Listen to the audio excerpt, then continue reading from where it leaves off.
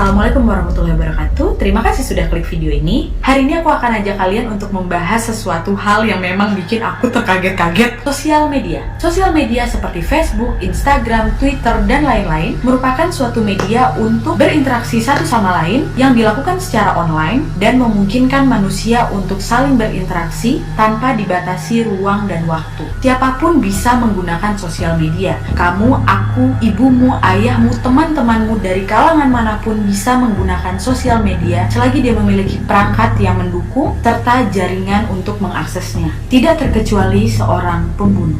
So, hari ini aku akan ajak kalian untuk melihat-lihat pembunuh-pembunuh yang memberikan pengakuan mereka di sosial media. Tapi sebelum aku mulai, aku menghimbau kepada teman-teman di sini, kalau di video ini aku akan menyertakan beberapa foto dan video yang sedikit menyeramkan. Jadi untuk teman-teman yang sedikit sensitif bisa keluar dari video ini. Dan untuk teman-teman yang masih stay tune di detik ini, aku anggap kalian sama seperti aku, tertarik untuk mengetahui sisi kelam dari sosial media.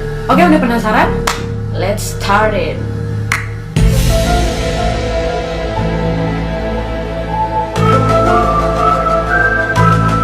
Yang pertama, Zachary Penton. Zachary Penton berusia 21 tahun, dia membeli senjata api dan langsung nge-tweet di Twitternya mengatakan membeli senjata api itu mudah. Sombong banget. Dan beberapa bulan kemudian, Zachary kembali nge-tweet mengatakan, saya harus segera pergi dari rumah ini sebelum saya membunuh teman serumah saya. Dan benar, 2 hari kemudian, Zachary menembak Daniel Garofalo berusia 41 tahun yang merupakan pemilik dari apartemen tersebut dengan senjata api miliknya. Setelah kejadian, Zachary langsung menelpon 911 dan mengakui segala kejahatannya. A roommate attacked me, and I had to defend myself with my firearm, and I shot him.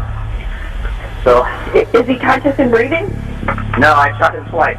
Zachary mengaku pada saat itu dia sedang bertengkar dengan Daniel dan menurut penghuni sekitar apartemen itu mengatakan bahwa mereka berdua ini memang sering cekcokan, sering jotos-jotosan sebelum pembunuhan itu terjadi. Pada saat kejadian, Daniel itu menghampiri si Zachary untuk memperingatkan kesekian kalinya supaya Zachary ini segera memperbaiki tembok yang rusak diakibatkan Zachary. Tapi karena mungkin sudah berkali-kali tapi Zachary-nya bodoh amat, akhirnya si Daniel ini ngomongnya nggak nyantai, keluar kata-kata kasar. Itu yang ngebuat Zachary itu juga ikut emosi. Akhirnya dia menembak Daniel. Setelah diperiksa polisi, polisi menemukan tweet-tweet Zachary yang dianggap sangat mengganggu. Penton selalu membahas soal senjata api dan soal-soal yang berbau pembunuhan dengan senjata api. Seperti, ada yang mau ditembak hari ini? Aku butuh senjata. Aku berharap aku memiliki senjata. 2 peluru berukuran 9 mm.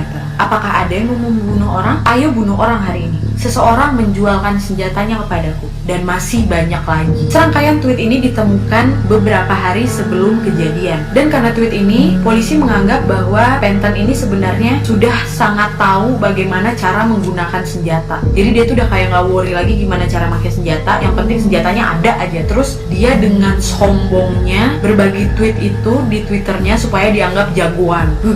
Penton ini juga sempat cari tahu dan ngelabrak temannya Daniel untuk komplain soal Daniel. Jadi udah saking kayak keselnya gitu loh. Namun karena kejahatannya, Zachary dianggap sudah melakukan pembunuhan tingkat pertama dan mendapatkan hukuman atas apa yang sudah diperbuatnya.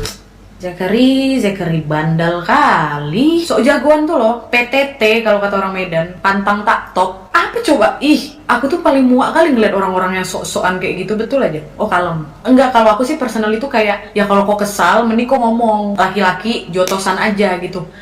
Nge-tweet cuy, kayak, ih, next.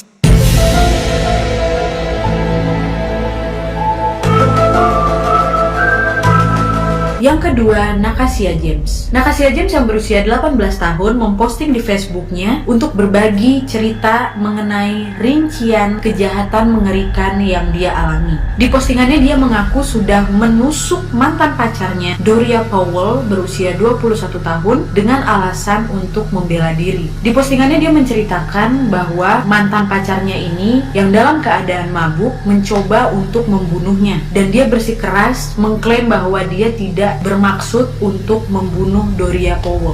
Pada saat kejadian, Doria Powell ini diduga menyerang dan memukul Nakasia James dan mengancam mau membunuhnya. membunuhnya. Dan karena postingan tersebut, polisi langsung mendatangi TKP dan menemukan Doria Powell tewas di tempat kejadian dengan luka tusukan di bagian dadanya, dan Nacasia tidak ditemukan di sana. Setelah ditangkap, Nacasia ini berspekulasi bahwa bukan dia yang membunuh Doria Powell, tapi sepertinya ada pihak ketiga yang memang gak suka sama Doria Powell atau sama hubungan mereka, akhirnya membunuh Doria Powell dan ngehack Facebooknya Nacasia biar seolah-olah Nacasia ini yang ngebunuh. Jadi seolah-olah dia ini lagi dijebak sama seseorang gitu loh. Tapi akhirnya spekulasi ini tidak bisa terbukti. Dan setelah dipush, akhirnya Nacasia mengaku bahwa itu adalah perbuatannya yang dilakukan karena untuk membela diri. Namun keluarga Doria Powell ini tidak percaya dengan Nacasia James, karena keluarganya Doria Powell ini percaya bahwa Nacasia James ini adalah orang yang temperamen, overprotective, karena berkali-kali Doria Powell itu sempat mengeluhkan sikapnya si Nacasia ini sama keluarganya. Jadi sebenarnya alasan karena membela diri itu bohong doang, padahal itu emang niatnya si Nacasia mau bunuh Doria Powell, kata keluarganya. Dan setelah kejadian itu di persidangan, Nacasia divonis tidak bersalah, bebas. Mantap. Menurut kalian gimana? Apakah benar Doria Powell ini yang memang berniat untuk bunuh Nacasia? Apa mungkin benar Nacasia itu menikam si Doria karena alasan pembelaan? Atau jangan-jangan spekulasi yang beredar itu benar adanya, bahwa ada pihak lain yang sengaja menjebak Nacasia karena tidak suka dengan Doria Powell atau hubungan mereka? Komen di bawah. Next.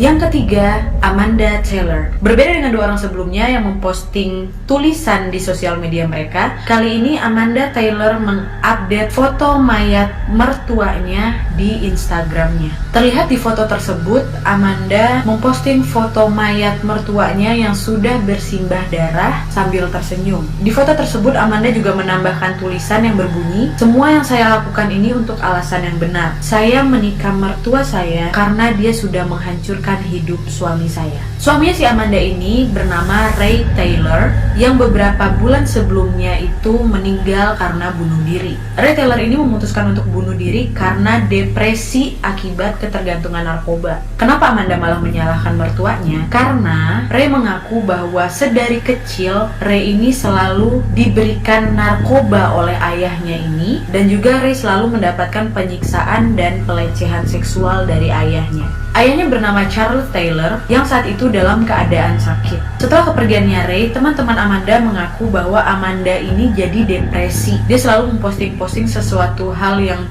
tidak mengenakan dan cenderung mengarah ke percobaan bunuh diri. Oleh karena itu, Amanda diberikan perawatan khusus mental karena depresi, dan 2 hari setelah bebas dari perawatannya, Amanda beserta komplotannya membunuh Charles Taylor. Amanda juga menulis di postingannya mengatakan, "Aku memang bukanlah istri yang baik, tapi ini adalah sesuatu hal terbaik yang pernah aku lakukan." Dan pada keterangannya, Amanda juga mengatakan bahwa dia menemukan surat dari Ray di mana Ray mengaku menderita selama bertahun-tahun. Selama hidupnya, Ray dan Amanda sama-sama berjuang untuk keluar dari kecanduan narkoba.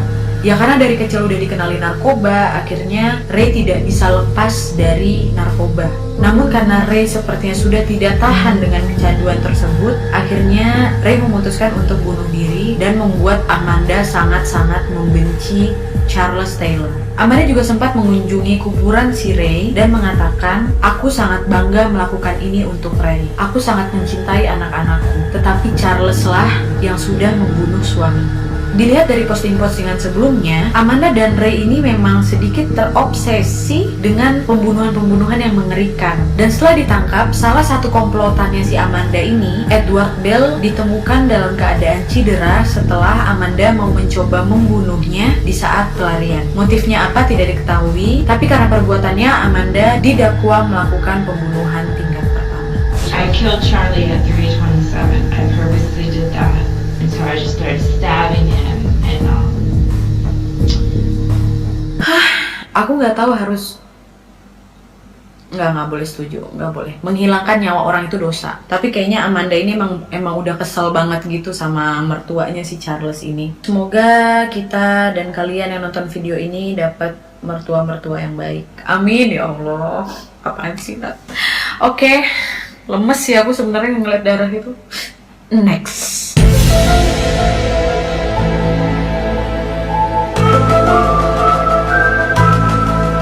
Yang keempat, Derek Madina. Derek Madina yang berusia 30 tahun membunuh istrinya Jennifer Alfonso yang berusia 26 tahun dengan cara menembaknya sebanyak 8 kali, kemudian memposting foto istrinya di halaman Facebooknya dengan tulisan Rest in Peace. Foto gerusamnya ini diposting selama 5 jam sebelum dia menghapusnya, dan terlihat Jennifer merosot dalam keadaan kaki terlipat dengan darah di bagian lengan dan lehernya.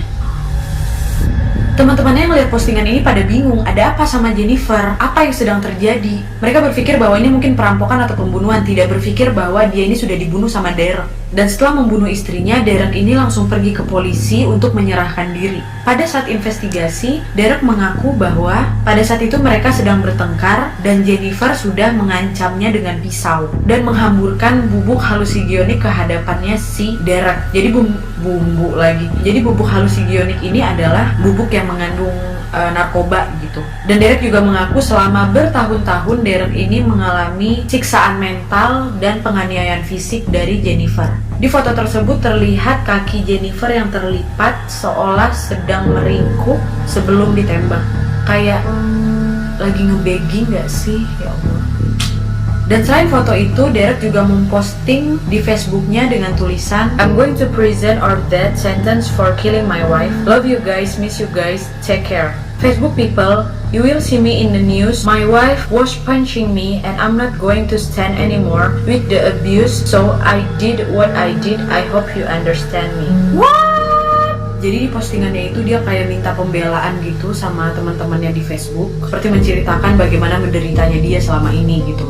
Tapi jaksa, keluarga, teman-temannya itu pada nggak percaya kalau Derek ini lagi membela diri. Mereka menganggap bahwa Derek ini sebenarnya sudah berniat mau membunuh Jennifer karena Jennifer ini sempat mengancam mau meninggalkan dia. Yang terpenting adalah fisiknya Derek ini jauh lebih tinggi dan besar dibanding Jennifer, sehingga jika ingin membela diri dia tuh nggak perlu pakai senjata api. Dia cukup seperti menepis, memberikan perlawanan dari kekuatan tubuhnya tanpa perlu menggunakan senjata untuk membela diri. Di video CCTV rumah mereka juga terlihat Derek ini yang duluan menghampiri si Jennifer, dan terlihat ada pertengkaran fisik di sana dan ada serbuk-serbuk putih yang melayang di CCTV, diduga itu bubuk halusinogenic itu. Derek juga sempat pergi mengambil HP-nya, kemudian kembali lagi untuk memfoto dan memposting mayat istrinya.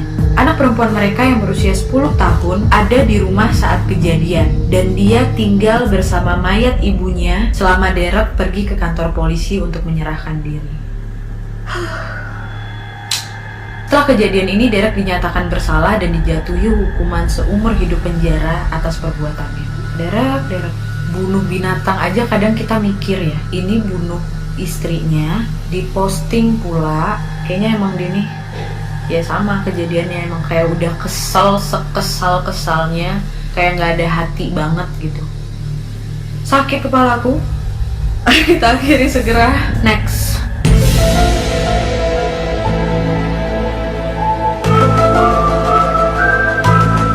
Dan yang terakhir, Earl Valentine. Tadi kita udah lihat postingan tulisan, foto, dan sekarang video. Kejadian ini terjadi ketika peluru tanpa belas kasihan milik Earl Valentine membunuh anak laki-lakinya yang berusia 15 tahun dan melukai mantan istrinya. Dan kemudian Earl melakukan live di Facebook dan mendiskusikan motif perbuatannya. Pada saat itu dia menerobos masuk ke rumah mantan istrinya di Norlina, North California. Saat itu dia langsung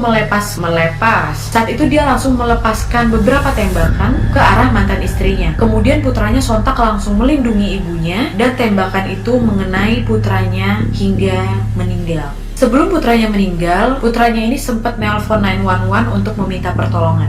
My mom was there against your mention. Yeah, my mom has these things shot. Excuse me? Yes, my mom has these things shot.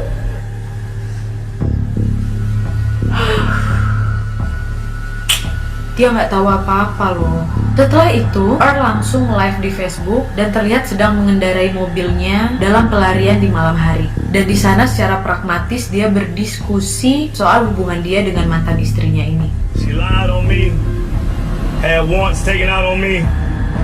She drugged me all the way down to nothing. I loved my wife, but but she deserved what she had coming. Pleasure knowing all y'all. I've been very sick for months, and this is something that I could not help. So I don't know if I'm gonna make it where I'm going, but if I don't, I wish all of you a good life.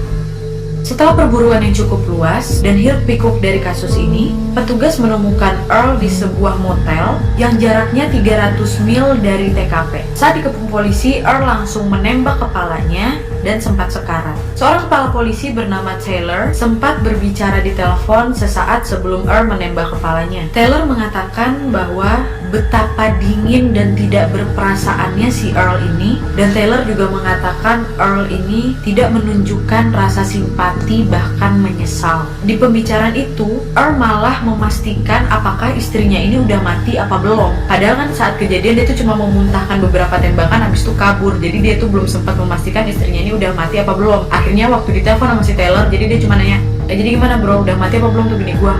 Gitu. Dan selain itu, Earl ini juga mengaku ke Taylor kalau dia itu sudah berencana juga mau membunuh mantan mertuanya. Sementara mantan mertuanya ini mengaku bahwa mantan istri si Earl ini sempat menerima restraining order. Restraining order ini adalah perlindungan yang diberikan kepolisian untuk beberapa orang yang sedang terancam. Jadi kalau misalnya kita itu merasa terancam dengan satu orang, kita itu bisa dapat restraining order, dimana kalau orang ini menghampiri kita dari jarak 1 km. Jadi kalau misalnya dia melewati jarak itu, orang ini bisa ditangkap polisi gitu. Ini yang mantan istrinya gunakan karena dia merasa terancam oleh Earl Valentine. Dan akhirnya Earl langsung tewas setelah beberapa saat sekarat. Dan selain itu putra mereka juga tewas sebelum akhirnya diselamatkan oleh tim medis. Dua kasus terakhir ini melibatkan anak mereka yang tidak bersalah.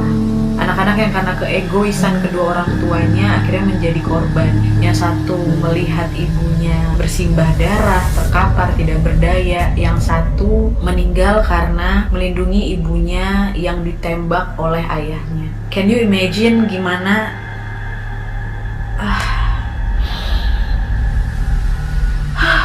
Oke.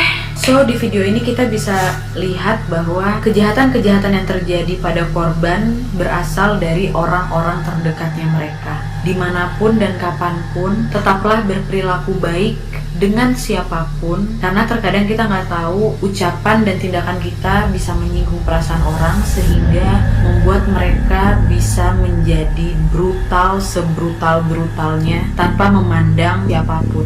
So, jadilah orang yang pintar dalam bersosial media. Aku percaya kalian merupakan orang-orang pintar yang memanfaatkan sosial media untuk mempermudah hidup, memudahkan kalian belajar, memudahkan kalian mencari kerja, memudahkan kalian mengirim tugas, berbelanja, mencari informasi, memperluas pertemanan, dan lain-lain. So, thank you sosial media sudah mengenalkan aku kepada kalian. So sweet. Okay. So guys, as always, kalau kalian suka videonya, klik like-nya, jangan lupa share ke teman-teman kalian, dan ayo komen di bawah untuk saran-saran dan ide-ide kalian di video aku, dan jangan lupa untuk klik tombol subscribe supaya channel ini makin berkembang. See you!